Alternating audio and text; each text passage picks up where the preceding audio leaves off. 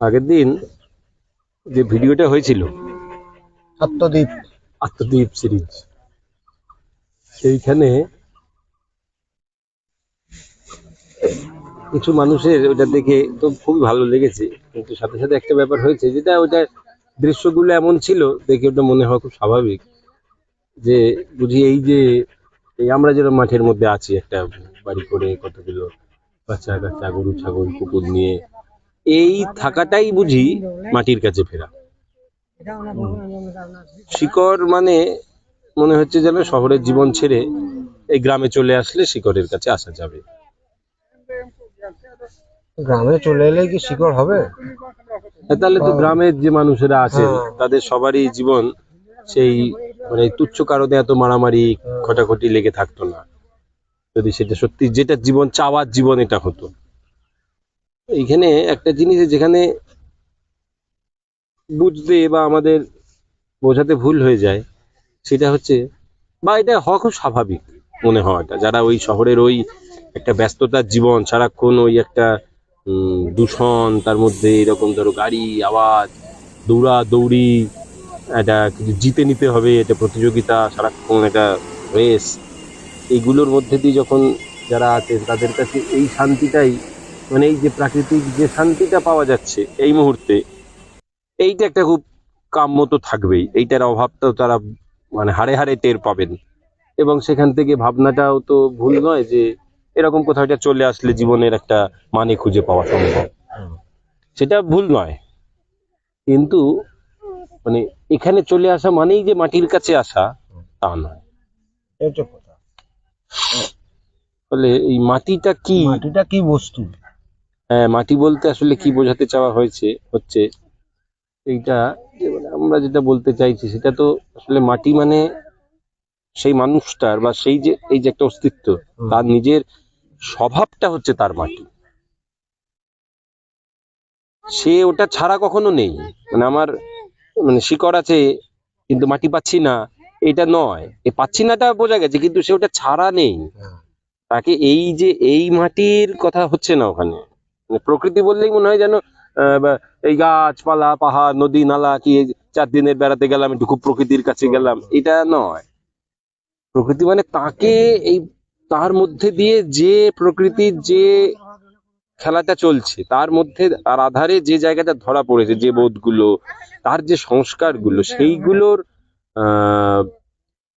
কাছে ফেরা, তার যে নিজস্বতা স্বভাব, যে তার স্বতন্ত্রতা, সেইটার কাছে ফেরাটা প্রাথমিক একটা, সেটাকে চিনতে পারা, সেটাকে বুঝতে পারা, সেইটা মাটির কাছে যাওয়া, এইটা মূলত বলতে চাওয়া। তার স্বতন্ত্রতার কাছে ফিরে যাওয়া, এই হচ্ছে তার মাটি। হ্যাঁ, ওটাই মাটি, ওটাকে আগে চেপে ধরো। ওটাকে ধরে সেই মাটিতে যদি নিজের ইচ্ছাগুলোকে, শিকড়গুলো যদি ওই তার যে স্বাভাবিকতার রসে সিক্ত হয়, তাহলে তারপর যে গাছটা তৈরি হবে সেটা আমাদের একটা লতানে কুমড়ো গাছ, জুই গাছও হতে পারে, লতিয়ে থাকা বা দাঁড়িয়ে কোনো গাছে আঁকড়ে ধরে ওঠা, কিংবা সেটা মহিরুহ বৃক্ষ হতে পারে। কিন্তু সেই রসে যদি সে সিঞ্চিত হয় তাহলে কিন্তু সে যে ফুল ফলগুলো ধরবে, সেই ফুল ফলগুলো খুব সুন্দর হবে।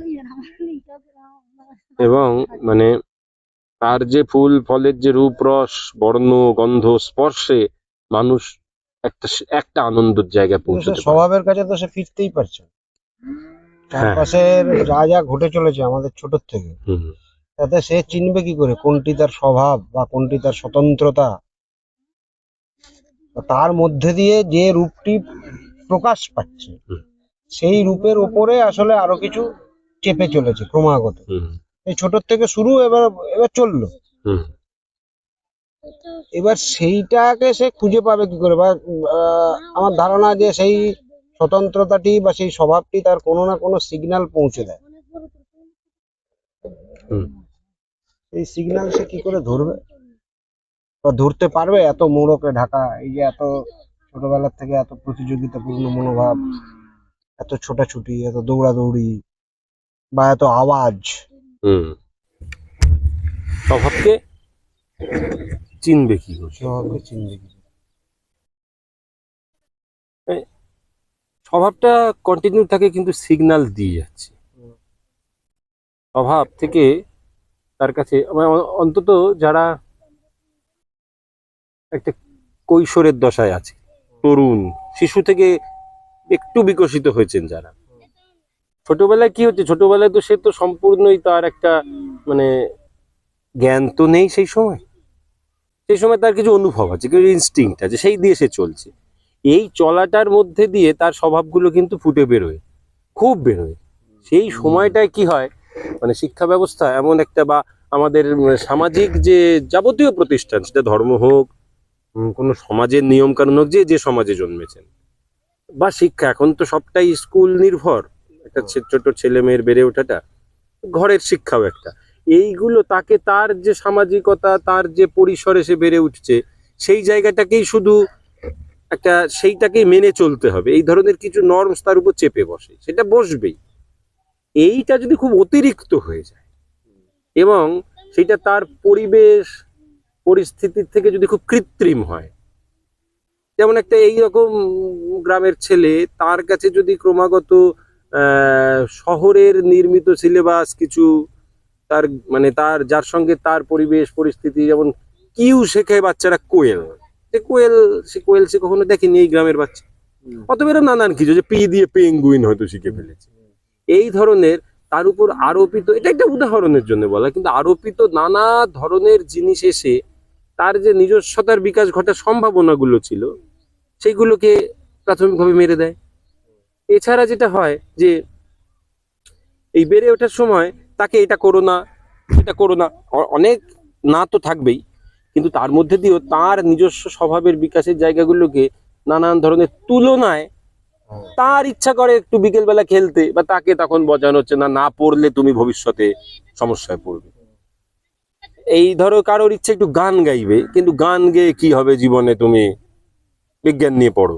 কারোর ইতিহাস ভালো লাগে, তাকে বিজ্ঞানে পাঠানো। বিজ্ঞান ভালো লাগে, তাকে বলা যে তার হয়তো বায়োলজি ভালো লাগে, তাকে ইঞ্জিনিয়ার করবে। বাবা মায়ের যে অ্যাসপিরেশন, বা সমাজে যেটা করলে করে খেতে পারবে, যেটা বেশ বা সমাজের সঙ্গে বেশ যায়, স্ট্যাটাসে যাক বা ইকোনমি দিয়ে যাক, যা দিয়ে যাক, এই ধরনের নানা রকমের কিছু যদি ছোট থেকে একজন বাচ্চার উপর চাপিয়ে দিতে দেওয়া হতে থাকে, তখন তার স্বভাবকে খুঁজে পাওয়ার সম্ভাবনাগুলো, কারণ সে সবসময় নিজে যে জায়গাগুলো স্ফুরণ ঘটবে, সিগন্যালগুলো আসবে, সে সেগুলো সন্দেহ করবে। তো সে তো মনে করবে না, এরম তো কখনো এরম ভাবে তো হয় নাকি, যা আমি ভাবছি একটু পড়াশুনো করবো, কি একটু আমি ভাবছি একটু বাংলা পড়বো, কিন্তু বাংলা পড়ে আজকে সমাজে কি হবে, ওপরে কিছু হবে না, আমাকে সায়েন্স নিয়েই পড়তে হবে।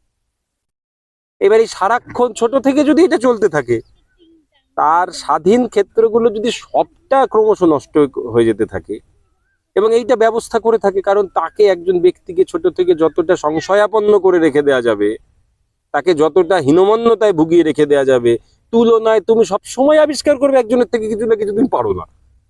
এইবার পারো নাটাই কি ফোকাস করা হবে না, আমি কোনগুলো আমার ভালো লাগে সেইগুলো ধরে ধরে এগোনো হবে, যেটা আমি যেমন পারি, আমার আগ্রহে যেটা আসে।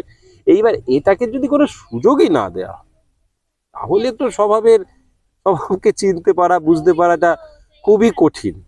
আর পরবর্তীকালে যখন বড় হয়ে গিয়েছেন যারা, তাদের ক্ষেত্রে সেই বিশ্বাসটাকে ধরে এগোতে হবে। এখন যারা এখন বড়, শৈশব, তরুণ, কৈশোর, এই সময়গুলোতে এইগুলো খুব জোরালো থাকে, কিন্তু ক্রমশ এইগুলো তার অবিশ্বাসের জায়গা তৈরি হয়, বিশ্বাসের উপর অবিশ্বাস জন্মায় তার, সে তো আর পৌঁছতে পারে না নিজের কাছে, ভয় লাগে। সবসময় ভাবে যে এটা আমি পারবো কি পারবো না, বাবা দরকার নেই।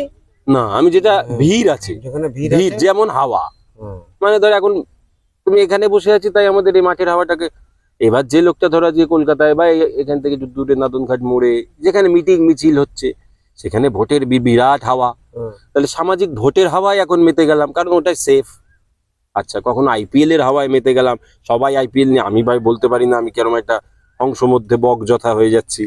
তো এই ক্রমাগত এই চারপাশের হাওয়ায় হাওয়ায় এই যে ভেসে বেড়ানোর একটা প্রবণতা জন্মে যায়, তার কারণ হচ্ছে একা নিজস্বের যদি কাছে আসতে হয়, প্রত্যেকে তো প্রত্যেকের নিজস্বতার জায়গায় সে একা, হুম। এই একাকিত্বকে স্বীকার করতে পারা, একাকিত্বের প্রতি একটা মানে, হ্যাঁ এটা আমার জোরের জায়গা, এইটা বলা ক্রমশ ক্রমশ মানে যত বড় হতে থাকে তার এই বিশ্বাসগুলো আস্থাগুলো কমে যেতে থাকে। কারণ মানে শিক্ষা ব্যবস্থা যেটা করেছে সেটাতে তো এটাই তারা বাড়িয়েছে, অথচ এখনো পর্যন্ত তাই দেখা যাচ্ছে। মানে হওয়ার কথা যেটা, যে শিক্ষার কাজই ছিল এই স্বভাবের কাছে মানে স্বভাবকে চিনতে শেখানোটাই আসলে শিক্ষা। শিক্ষা সেটাই যেটা এটা করে। এবার শিক্ষার সঙ্গে একটা ব্যবস্থা জুড়ে গিয়েছে, তো এই ব্যবস্থা ব্যবস্থার পক্ষে আর সম্ভব না। ব্যবস্থার মেলবন্ধনে ব্যবস্থা সবসময় শ্রমিক চাই এবং অসহায় বোধ করা শ্রমিক চাই। গর্বিত শ্রমিক হলে খুব মুশকিল ব্যবস্থার পক্ষে। ফলে নিরন্তর অসহায় বোধে ক্লিষ্ট, এটা মানে একটা দৈন্যতা, মানে অন্তরে ভাবের দৈন্যতা, এটা সারা সমাজ জুড়ে সর্বত্র ছড়িয়ে দেওয়ার একটা প্রবণতা চিরকাল। এবার সেটা এখনকার দিনে যেহেতু সবার হাতে মানে এটা, এই ব্যাপারে একটা সাম্যতা আনা অনেক দূর অব্দি সম্ভব হয়েছে। সাম্যবাদ বললে এইটার একটা সাম্যবাদ কিন্তু প্রতিষ্ঠা করা অনেক দূর অব্দি পেরেছে ব্যবস্থা। মানে সবাই একটা একটা ঘেরার মধ্যে দাঁড়িয়েই সবকিছু করতে কমফর্ট ফিল করে। কারণ যাই হোক, একটা বেড়া তো দেখতে পাচ্ছি, অসীমে যে হারিয়ে যাওয়ার সম্ভাবনা তো নেই আমার। কিন্তু স্বভাবে দাঁড়ালে কিন্তু এই জগৎটা তখন মানে বেড়া বলে আর কিছু নেই। হ্যাঁ, তখন তো বেড়া বলে কিছু নেই। আমার ভেতর থেকে যে ভাবে জন্ম হচ্ছে সেটার সেই প্রেরণাতেই আমাকে এগোতে সেই হয়। কাজে ঠেলে নিয়ে যায়। হ্যাঁ, এই প্রেরণা আমার সংস্কার নিশ্চয়ই থাকবে। যেখানে জন্মেছি, যে পদ্ধতিতে লালিত পালিত হয়েছে, আমার দেহগত কিছু লিমিটেশন থাকবে। সবার শরীর তো সবকিছুর জন্য নয়। আমার সংস্কারগত তার মানে কারো রজগুণ বেশি থাকে, কারোর একটু লেথার্জি প্রবণ, কেউ খুবই সাত্ত্বিক টাইপের। তো মানুষের এগুলো নিয়েই তার স্বভাব। এবার যে তামসিক, যে একটু একটু কুঁড়ে, তার ওইটাকে ধরেই এগোতে হবে। সে পাশের একজন খুব মানে টকবগে ফোটা মানুষকে দেখে ঘোড়ায় চেপে বললে বিপদ, দৌড়ে গিয়ে পড়ে মরবে। পরধর্ম ভয়াবহ। এই জায়গাটাকে খুব ভেবে, এটাই হচ্ছে মাটি আসলে। হ্যাঁ, মাটি হচ্ছে আসলে ওইখানে ফেরা যেখান থেকে আমার ভেতরের প্রেরণা, আমার ভেতরের চাওয়াটা কি, যে আমি ভাই অত বেশি চাই, আমি একটু হালকা থাকতে চাই। তাহলে এইবার সামাজিক চাওয়া হচ্ছে তুমি সবসময় মানে কি বলে, ওই যে সেই ওই ফ্যামিলি ম্যান সিনেমাটা ছিল না, ডোন্ট বি আ মিনিমাম গাই। তো মিনিমাম গাই হওয়া যাবে না। এদিকে আমার প্রেরণায় সমাজ জুড়ে সবাই বলছে তুমি ভুল, তুমি ভুল, তুমি ভুল। এইবার আমি কোথায় যাই?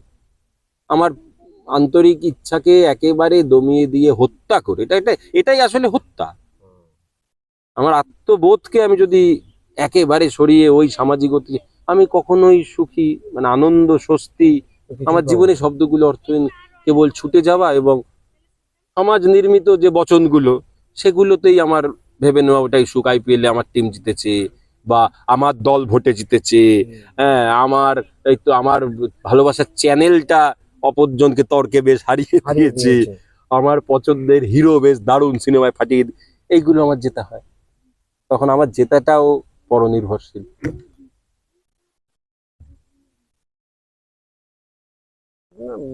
এইরকম একটা স্পেসে তো ফিরতেই হবে কখনো কখনো মানুষ।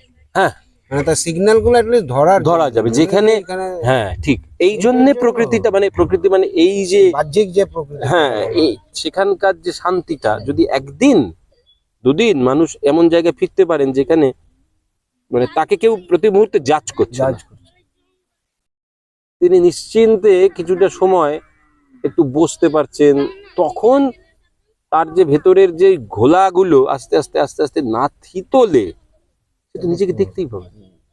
তখনও ঘোলাগুলো থিতিয়ে আছে আমার মধ্যে, আমার অক্ষমতা, আমার যাকে অক্ষমতা বলে মনে করছি সেগুলো সব আছে, কিন্তু সেটা থিতালে আমি সবটা দেখতে পাবো, ওগুলোকেও দেখতে পাবো।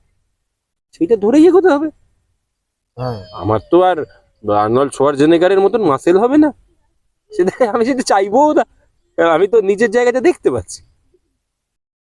এইবার এইগুলোকে বোঝার জন্য প্রকৃতিটা নিশ্চিতভাবে একটি সাহায্যকারী উপাদান, কিন্তু এটাই এখানে না ফিরলে মানে ওটাও একটা মনের ছলনা।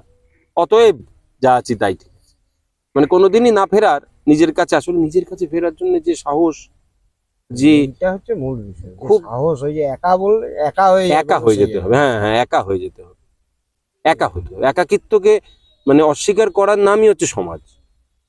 একাকিত্ব থেকে বাঁচার জন্যই সমাজের জন্ম। আর এই একাকিত্বকে স্বীকার করাটাই আসলে স্বভাবের কাছে ফেরা। কারণ ওই জায়গায় তো আমার একক, আমি আর কেউ নেই সেখানে, এবং আমার যে স্বতন্ত্রতা সেটাকে ধরে আমাকে বিশ্বজগতের সঙ্গে মিলতে হবে। আত্মবোধ জাগ্রত না হলে তার আত্মদীপ জ্বলবে কি করে, সে কাকে আলো দেবে?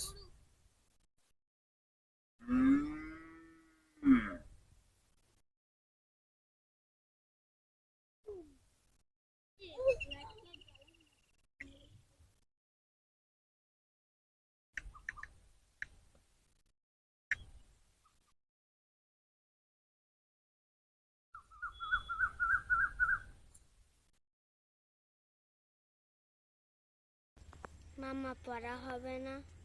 পড়া হবে, পড়া হবে, পড়া হবে। চলো তোমরা গুছিয়ে নাও। কই সব, কই বন্ধুরা, কই বাকি? চলো চলো।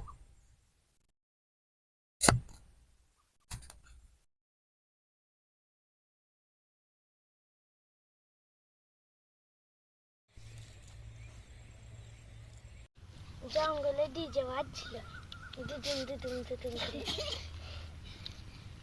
হাতি এসে নাচছিল। হাতি খুব ভালো।